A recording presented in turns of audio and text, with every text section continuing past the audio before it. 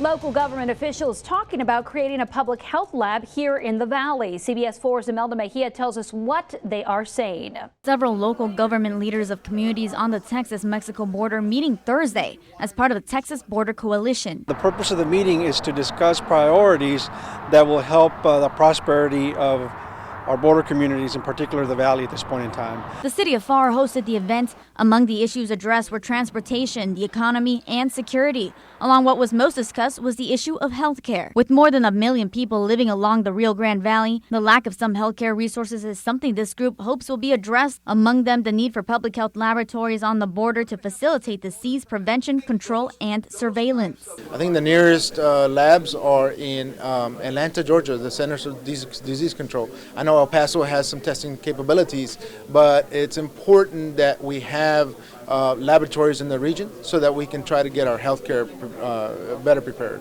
Secretary of State Carlos Cascos attended the event as the keynote speaker and said the idea was good, but would be hard to establish. See, when you're coming across, those are all federal issues.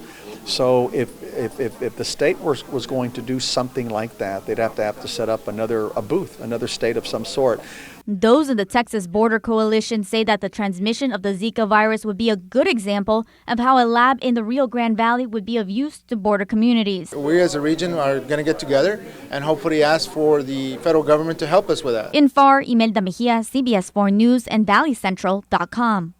Well, residents are invited to meet with members from the Texas Border Coalition tonight at McAllen City Hall. That meeting is underway already. Started at 6. It will run till 7:30.